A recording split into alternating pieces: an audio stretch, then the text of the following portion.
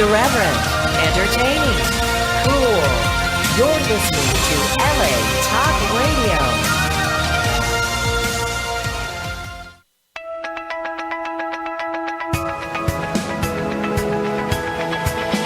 You're listening to Peace Fund Radio with Ethan Dettenmaier and Adrian Paul, right here on LA Talk Radio. Well, I can't believe it's another week.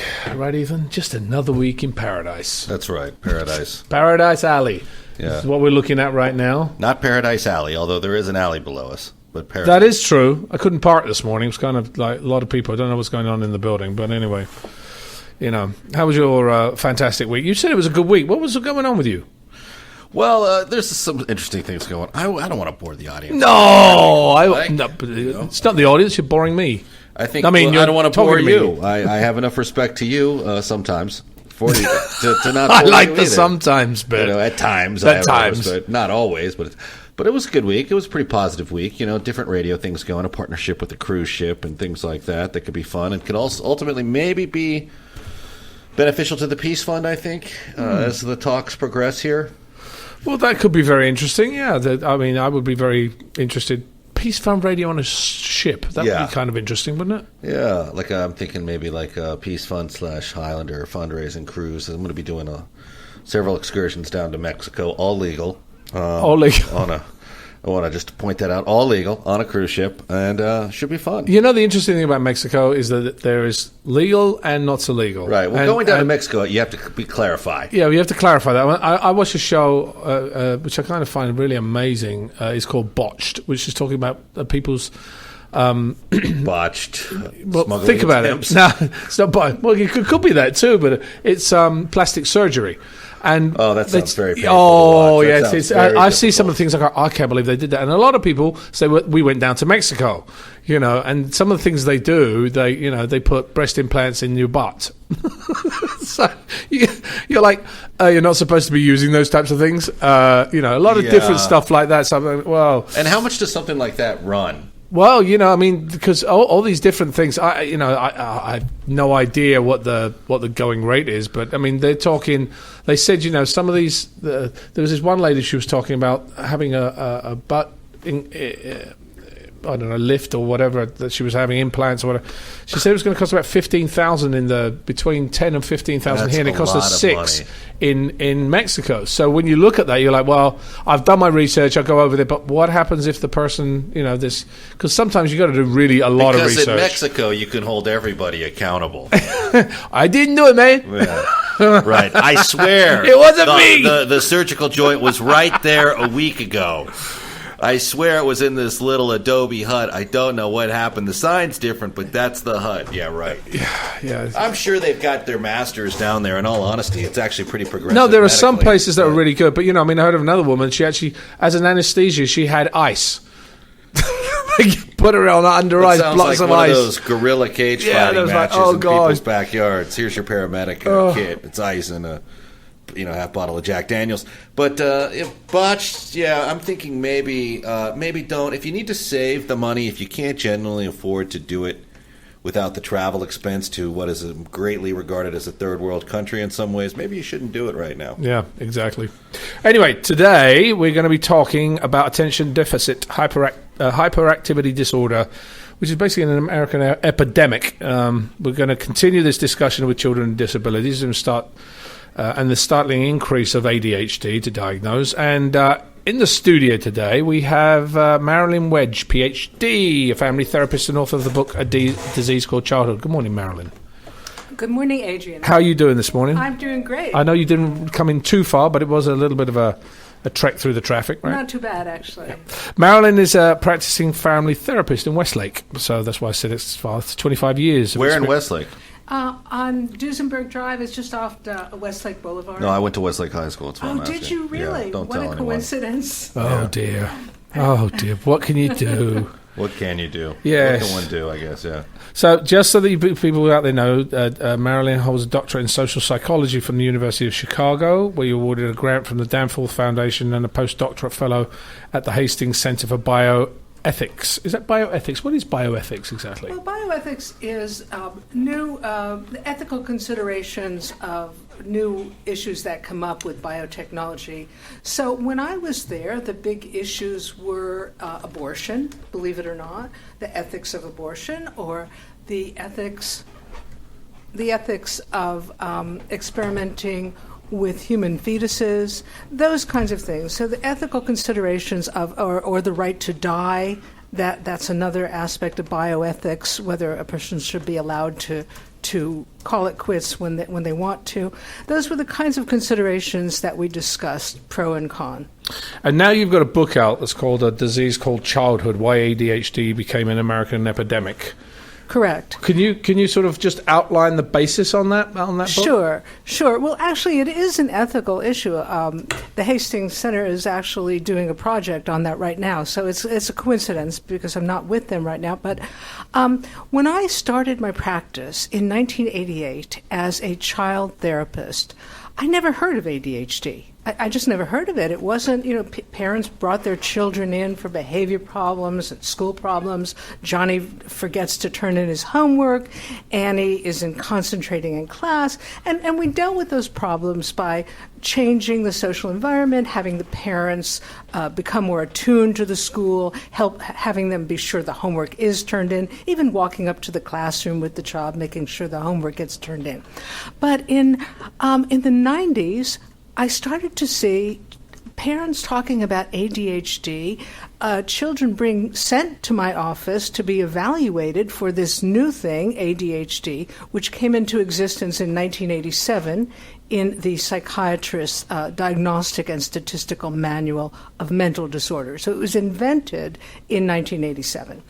And today, almost every child that comes to my office, the parents are bringing them for an evaluation for ADHD. Sometimes the children are already on medication, which was unheard of back in the 70s and 80s. Yeah, there's a big thing now, medication on children, which I have a very bad comment. I have a very hard time with kids on because I think there are so many other factors. I think putting kids on medication is actually putting stuff over the problem rather than actually going to the cause of the problem. I'd like to hear your thoughts on. Well, I think that's spot on. It's kind of band-aiding the symptoms without addressing the underlying problem. Why is the child having these symptoms? So, yeah, anyone can calm down with stimulant medication, but that doesn't tell you why the child is acting out. Exactly. I want to put some facts out to our listeners now. There's about 11% of American children ages 4 to 17 have been diagnosed with ADHD. That's 6.4 million children. The average age for diagnosis is 7 years, and the symptoms of ADHD typically appear between the ages of 3 and 6. Is that sort of what you have found yourself? Not in my practice, okay. But certainly. But those are the correct statistics for ADHD in our country. Right. 6.1% of American children are being treated for ADHD with stimulants such as Adderall or Ritalin. Is it called Ritalin? Ritalin, yes. Okay. And there's been 42% increase in ADHD diagnosis over the past 8 years. Correct. Now that's huge. That's a huge amount of number. Why is it that amount has taken place? Why do you think? Well, there's a lot of factors. One is that it's very lucrative for the pharmaceutical industry. Oh gosh, don't start me on that one. A $12 billion a year industry yes, selling right. stimulant drugs. Secondly, the model of psychiatry changed radically in the United States in 1980, whereas previously children's psychiatric problems were thought to be reactions to their environment. Mm-hmm. So if a child was suffering trauma of one sort or another, or if a parent was ill, or if a parent died, then the child might have a reaction. He might not be able to pay attention. He might change his personality. After 1980, the idea was that all of these behaviors in children were caused by some sort of brain disease, some kind of biological disorder in their brain, a chemical imbalance, even though to this day, after 40 years of research, there has been not one single biological cause identified for the kinds of symptoms we call ADHD. Interesting that. I mean, you're talking about symptoms. I'm just looking at some other things. So there are 18 symptoms in total, but to be diagnosed with ADHD, the child only has to display 6 of them. which basically means your child, in a matter of minutes, went from impulsive and distracted to having a classified disorder. Correct. Well, it's not quite that simple. It has to go on for about 6 months. That's technically the criteria, 6 months. And technically it should be in two contexts, say at home and at school. Although very often it's only in one context, at school. So, I was at the park with my grandchildren, aged 3 and 6, the other week. They came down to visit, and I went through my head as if driven by a motor. That's one of the criteria. They were running here and there. I mean, it looked like they were motorized. And I went down all of the symptoms, and they had every one of them. You should see my son. These are childhood behaviors. Fidgeting in class. Well, if a kid is bored, you take a high-energy, active boy, and he's, you ask him to sit still for 4 hours without much of a break or much PE or moving around. Who's not going to get fidgety? Yeah, well, I would get fidgety too. I'm not classified with ADHD. Well, I don't think so. But anyway. It really sort of comes down also to the fact that is it easier for parents and teachers to diagnose a child that is like disruptive in class as having a clinical disease like this rather than say, well, maybe we should find some other way to distract his attentiveness to something else. Right. To have different kinds of projects, not just sitting there and focusing on a worksheet, but to have projects where you can stand up and talk and dance and sing, maybe write a song, more creative projects. But as you said, it is easier to give a child a pill. It's interesting because when you look at other countries, I'm just looking here, Finland, France, Japan, and the United Kingdom, the numbers of children diagnosed and treated for ADHD is only 1% or less. Less. In Finland, it's 1/10 of 1%. Why is that? Why is it so huge here? And so in all, we put a lot of numbers out there, a lot between what the US is being able to do. And I think a lot of this, I think you hit it right on the head. It is about money. It's all about conglomerates. It's about, industry. Personally, that's my own opinion. Others might disagree. But why in these other countries is it so low compared to what it is here? Well, there's a few reasons. It's a little bit complex. Well, for one thing, there's more of a tradition in Europe of protecting children against industry. That's a deep-seated tradition. Secondly, in a country like Finland, they had education reforms in the 1960s. And children children don't start school until the age of 7. They're given, until 7, it's thought that they should run around and play and not have to focus in a classroom. The school day is 4 hours. For every 45 minutes of instruction time, the child gets a recess to run around and play. Right. And they look at these kinds of behaviors that we would call ADHD. They look at them as an educational challenge that is dealt with by school professionals. So if a child is having difficulty, and I'm not talking about mental health screening, which I think is a terrible idea, but if a child is having some difficulties, then the school team of special education and teachers look at what that child needs to succeed. And that is dealt with at the school, and each child is given what they need to succeed, whether it be small groups or more time to stand up and walk around. So it's more of a not one style fits all of education. Doesn't that make it hard for a school if you have, let's say you have 25 kids in the class, which I know 20 to 30 a lot of the time seems to be, I don't want to say an average, but I know I came from a 30 kids in the class type of school, and I know I've seen my daughter's school that's 24, and so there are those schools.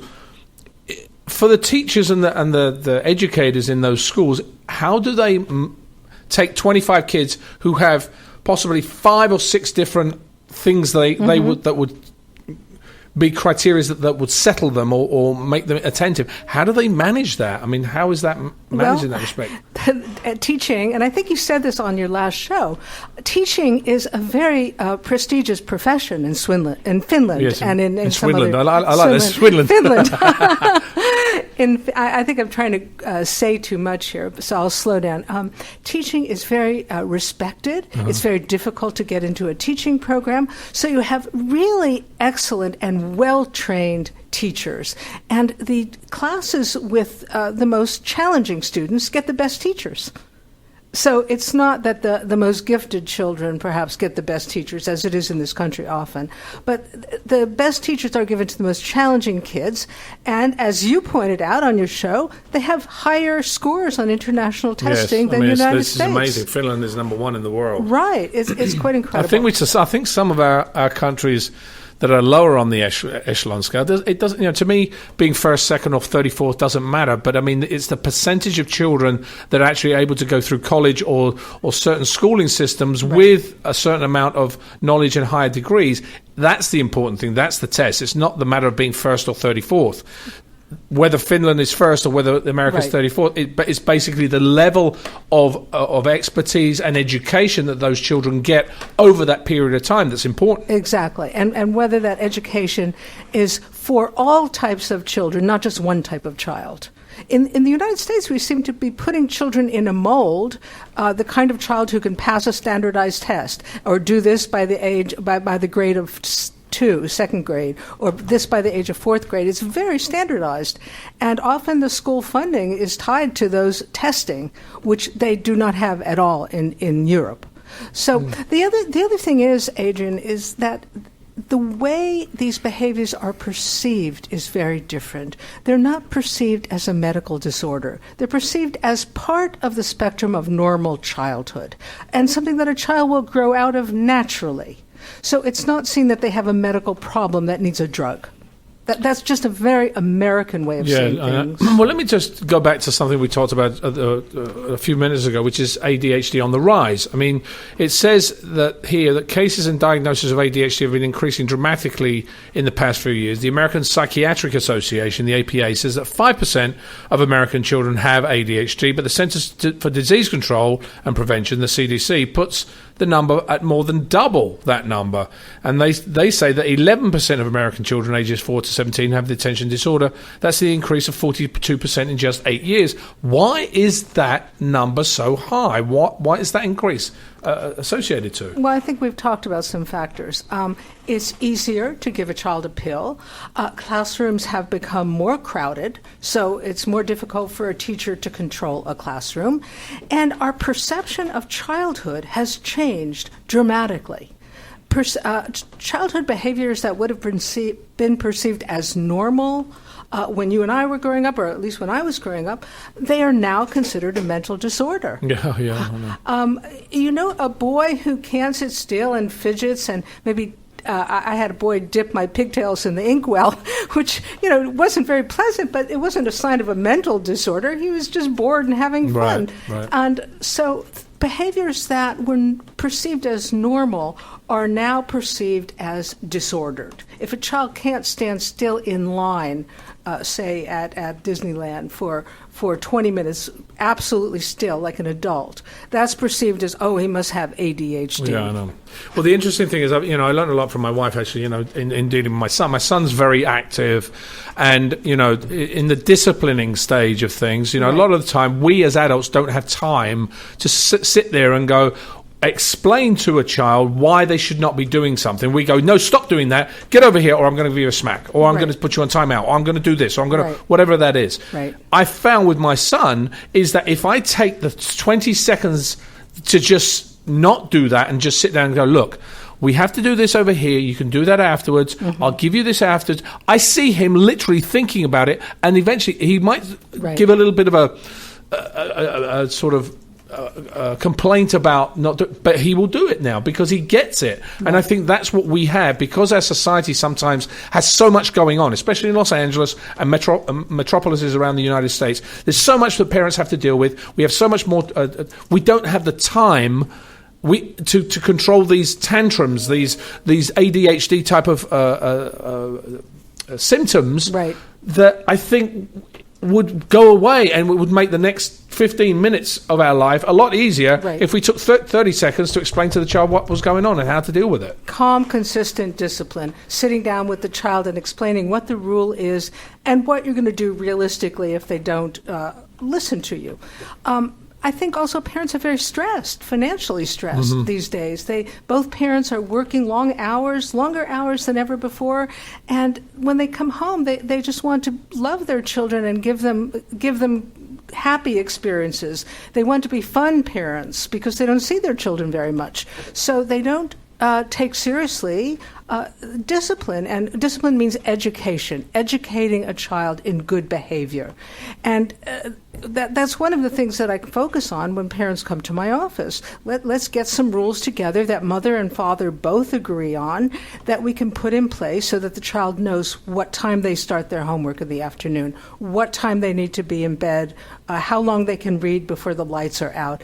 And parents need to agree. That's actually such an important thing. Agreed. Like you and your wife, you're on the same page about what Most your of son- the time. Yeah, well, who's perfect? Yeah, Adrian? exactly. I can't say I was with my 3 children.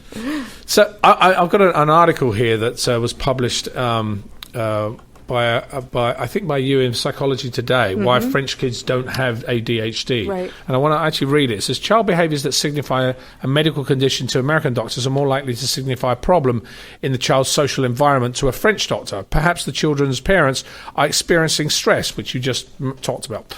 Perhaps the child is having problems with friends or is having difficulty keeping up at school. The holistic approach allows for considering nutritional causes as well, which is something I really want to get to because I think nutrition is one of the main things, sugars especially, that we in this country have an issue with, and we don't understand what we're actually giving our kids and the results it's giving to them. And in fact, that then brings us to the drugs that then have to, so it's a total, as I keep mentioning, a domino effect that happens. Sure.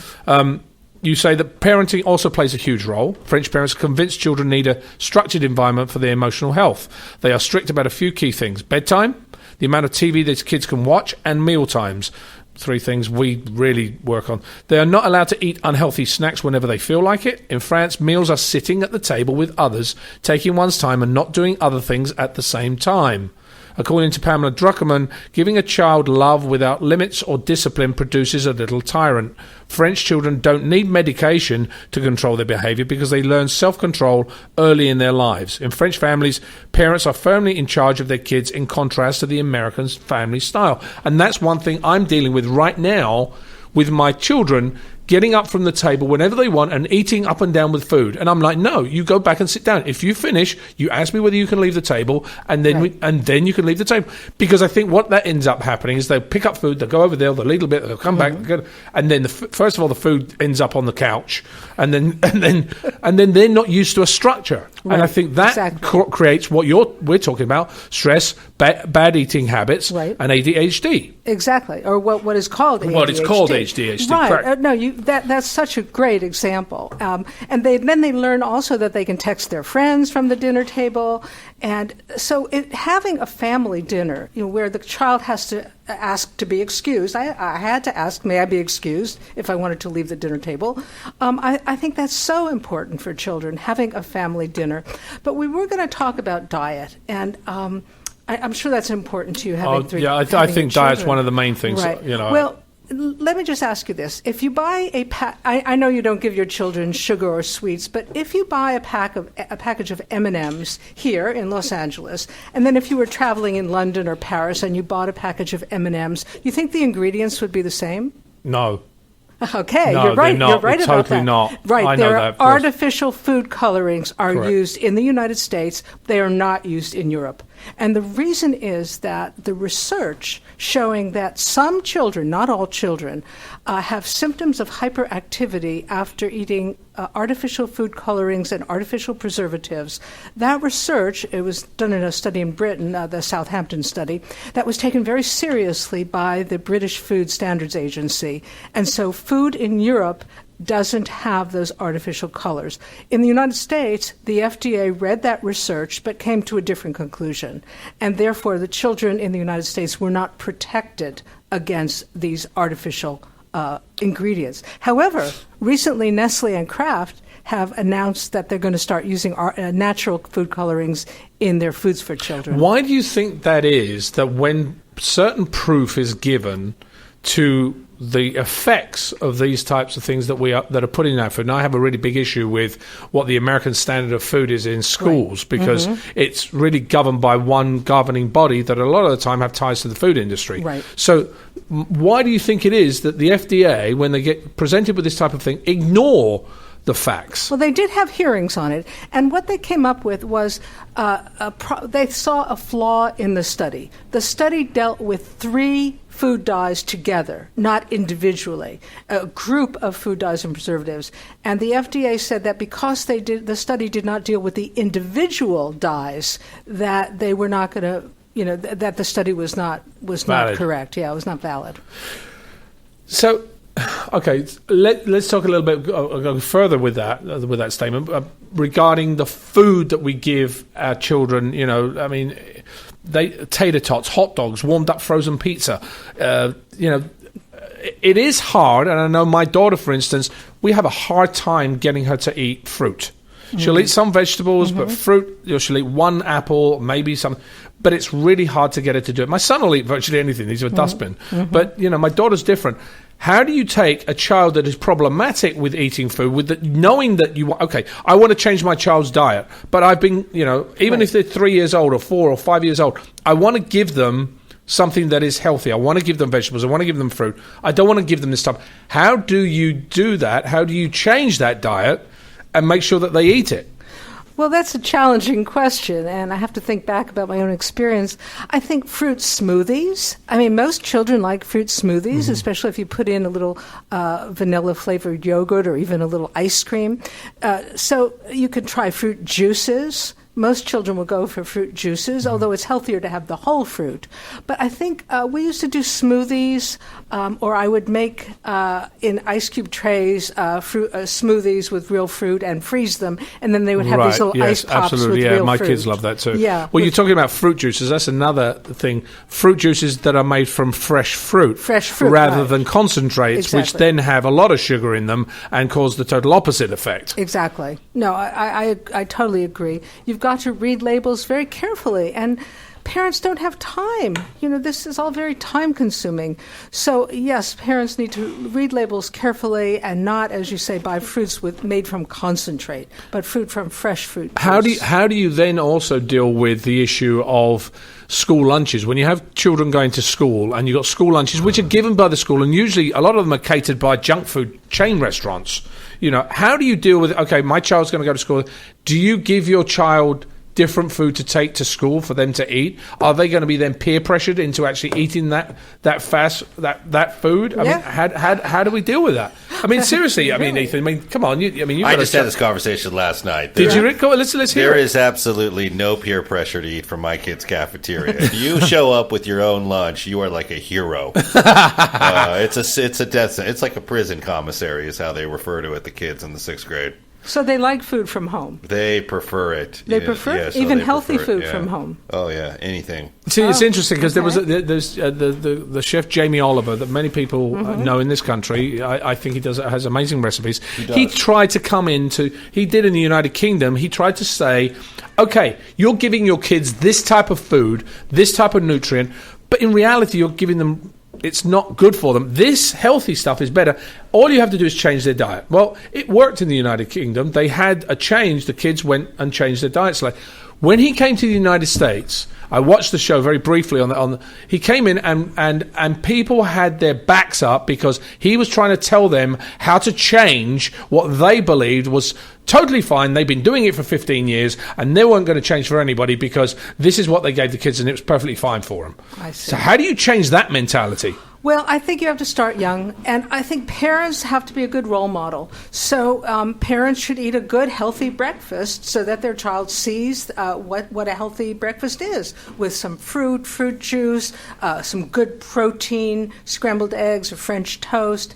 I think you have to start early, not getting your kids used to junk food. Right. I mean, I think I think given them treats, which is a chocolate something or whatever at certain times, and that's a treat, not a common occurrence. Right. I think is very important, because then they get addicted to it. Because I think there is a certain addiction to certain things that we eat and think that are good for us, but they're not necessarily as good as we think they are. Right. Anything packaged or preserved is not especially good. And children need fresh, wholesome foods, fresh fruits, fresh vegetables, not. And I know it's very difficult for parents. I mean, I was a working parent, and I know you have to spend a lot of time shopping and going to farmers markets. Actually, that's a good thing to do with children. Take them to the farmers market on weekends and show them all the good fruits and maybe convince them to try something new. But there's lots of farmers markets around, especially here, and I think throughout the country. So just introducing your children to good, wholesome foods from an early age, I think is really important. The going. I want to go back to something I said earlier, which is children that are a little bit more reticent to actually try this stuff. It's harder to get them to eat fruits and vegetables.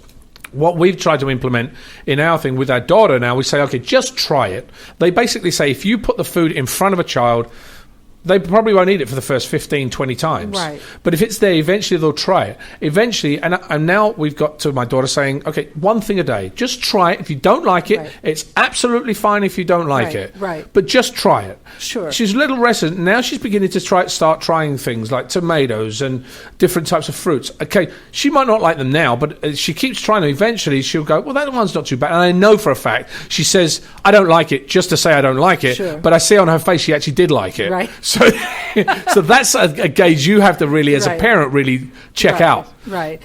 And I remember our pediatrician when I went in and I said, well, today they only had noodles without any sauce. That's all they would eat today. He said, don't worry about day by day. Worry about what they eat for the week. So if they get enough protein, enough fresh fruit in a week, that's a good thing. Not every day. Right.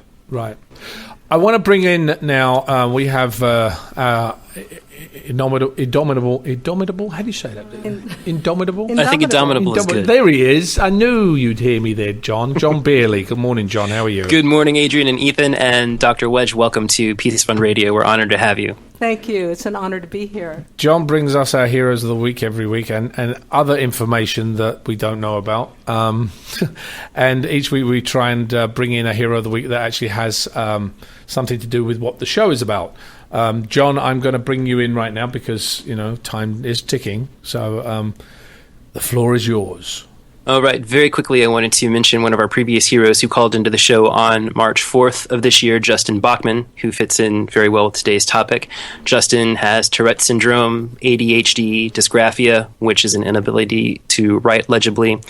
He was bullied mercilessly as a child, attempted suicide 3 times before age 11, but because of his family and therapists who just would never give up on trying to help him, he is now, at age 17, one of the most sought-after public speakers in the United States. Between his tolerance fairs and programs that he does at schools, he's spoken to over 50,000 kids about, just being yourself and being accepting and tolerant of others. And I just wanted to remind everybody that you can listen to that show in our archive. The link is at blog.thepeacefund.org. Find that interview with Justin. It goes along very well with today's topic. And as for our new hero of the week, this is an incredible story. We're going to go back in time to April 13th of 2010.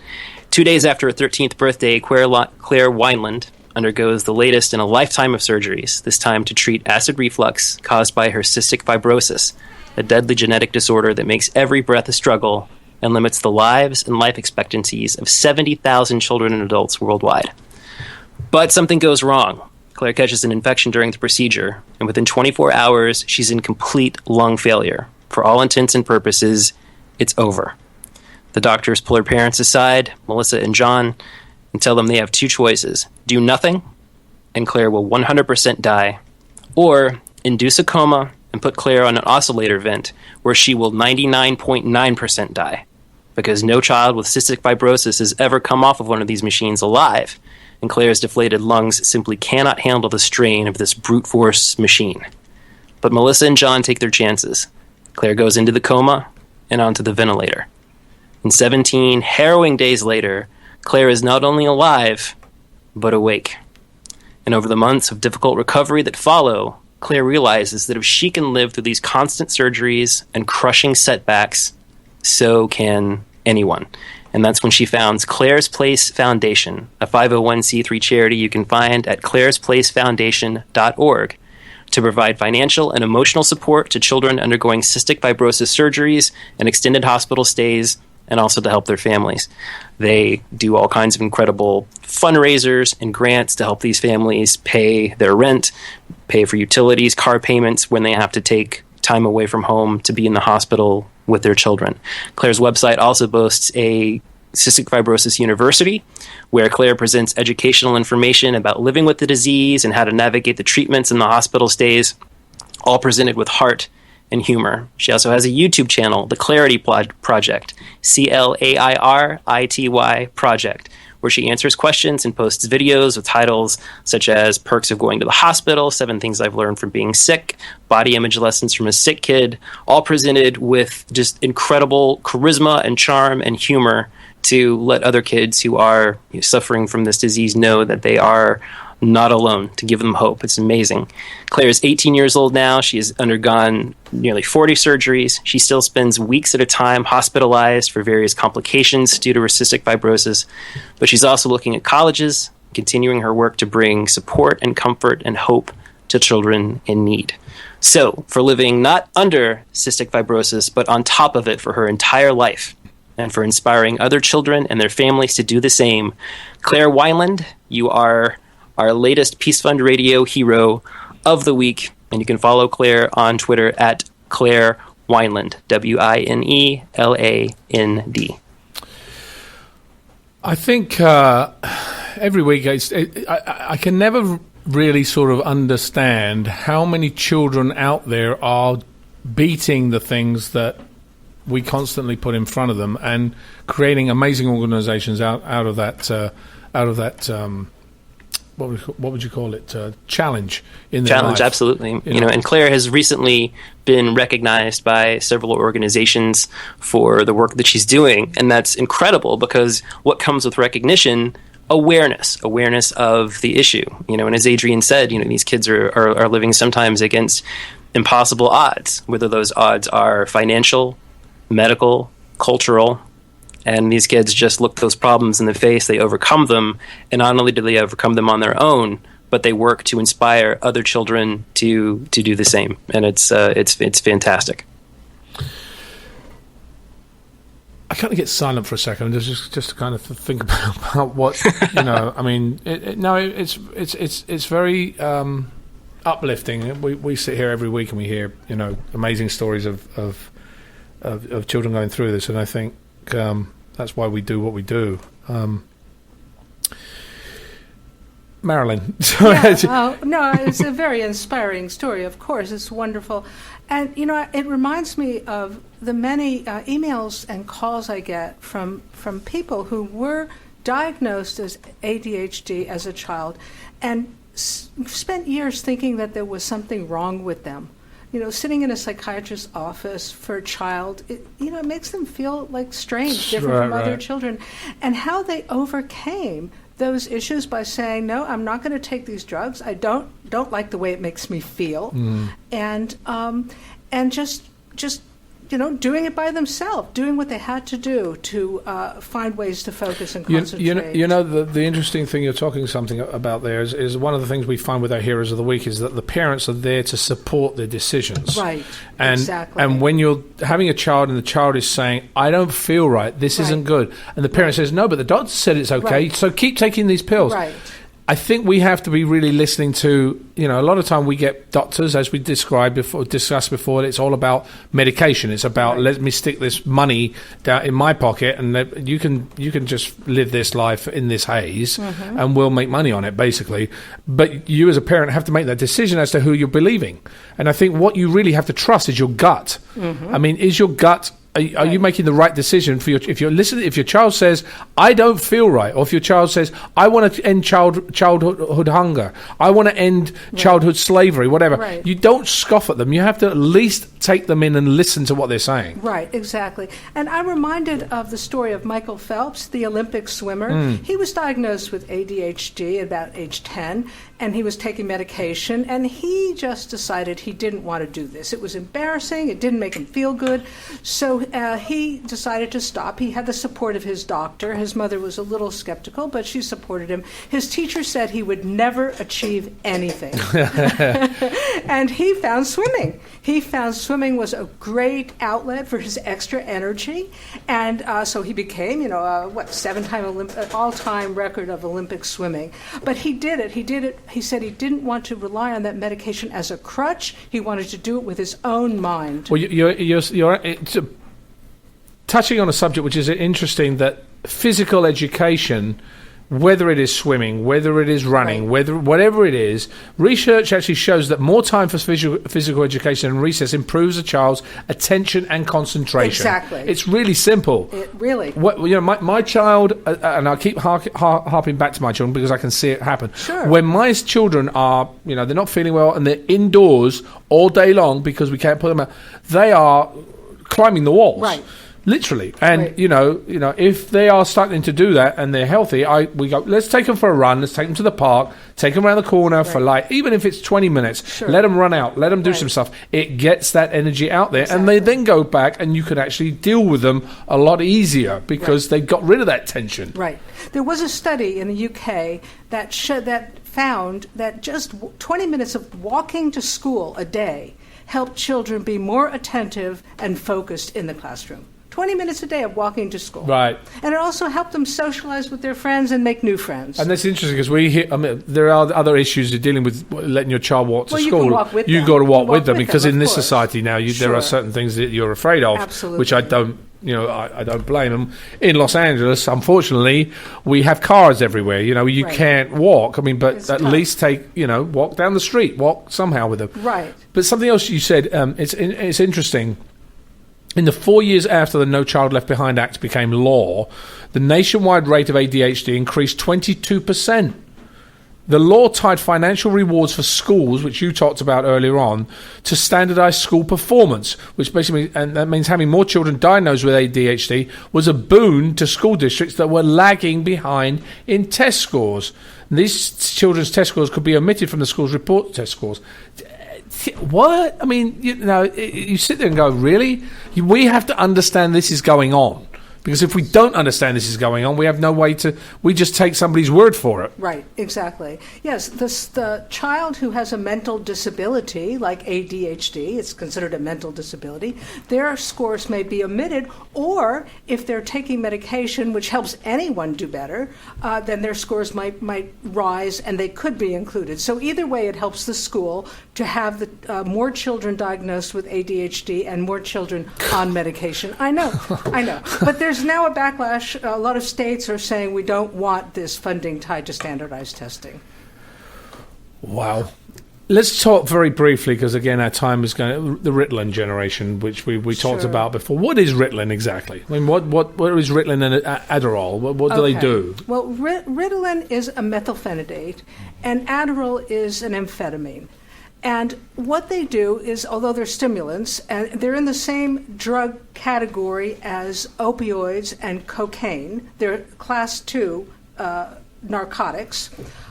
They are, paradoxically, although they're stimulants, they calm people down. Now, they don't just calm children down, they calm anyone down. They were first used, amphetamines were first used for the Blitzkrieg by the German military during the Blitzkrieg in London in the Second World War. And it was found that these amphetamines, at the time it was Benzedrine, which is chemically similar molecularly to Adderall today.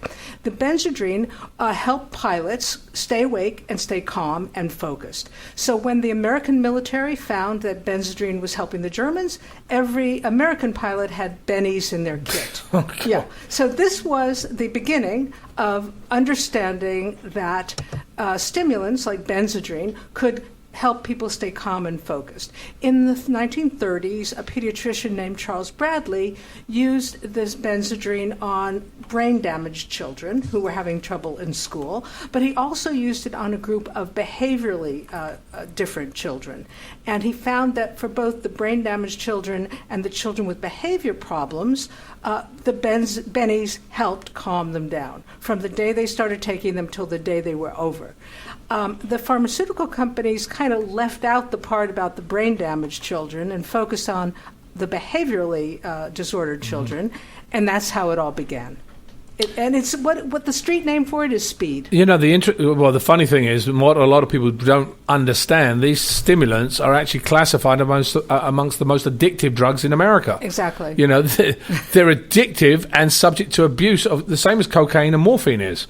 So, I mean, we're readily giving this to our children rather than trying to address the facts that their kids might not be ADHD. There might be other factors such as food, such as attention, that they really need to focus on different things that you can guide them towards and spend that time, that extra time I talked about earlier in the show, to actually get them off of this path which we're sending on, because basically we're telling them that you should, rather than try and controlling this, rather than trying to take the social skills and trying to manage them, take this drug instead. It's a lot better for you. You think that's a really good thing to tell your kids when they're 14 years old and somebody comes up to them, here, take some cocaine, take some speed, take some crack. Right. It'll calm you down. You think they're not going to think, well, my parents gave me this other stuff when I was 8 years old. Right. This must be okay. Right. It's becoming a huge problem in high schools, some East Coast preparatory schools. 50% of the kids are taking these stimulants, either legally or they buy them from their friends.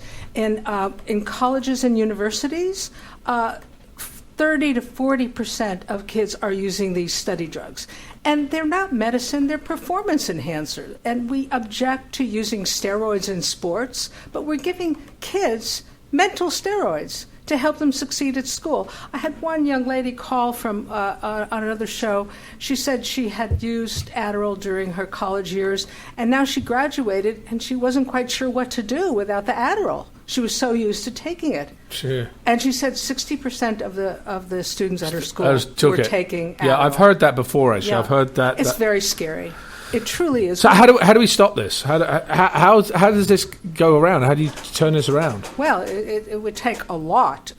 It would take a lot to stop this. I think we need to start understanding that the social environment of the child is the main cause of the child's problems. And you have a whole spectrum of things, either extreme trauma, children who are raised in poverty, children who are abused, children who are physically or molested. This can cause a child to have symptoms that look like ADHD. And lesser traumas like even parents arguing or parents threatening divorce. If a child is very attuned to their parents, and if they are worried that there's something wrong with the parents, they're going to start acting out. Even a parent's illness can cause a child to have these symptoms.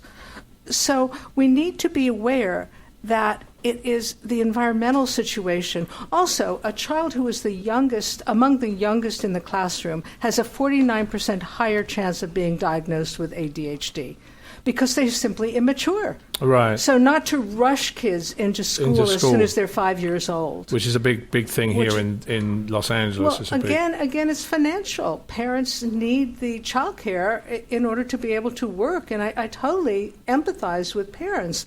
But, we need some kind of, in France, there's daycare, government-subsidized daycare for every child.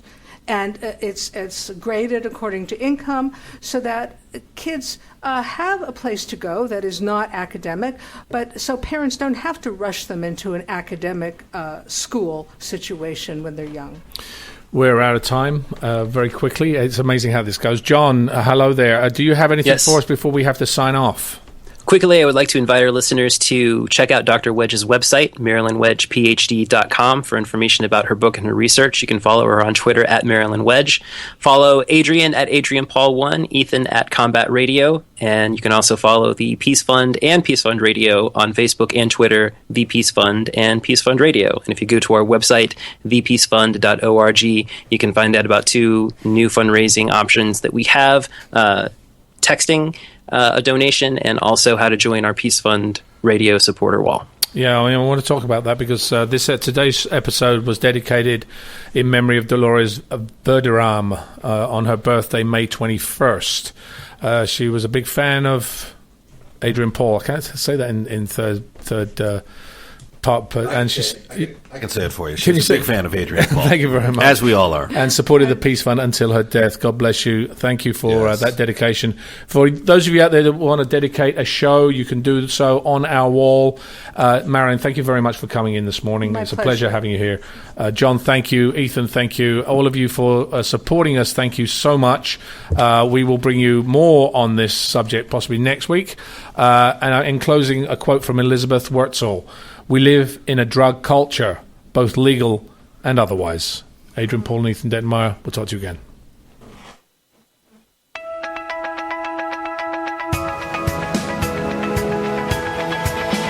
You're listening to Peace Fund Radio with Ethan Dettenmaier and Adrian Paul, right here on LA Talk Radio.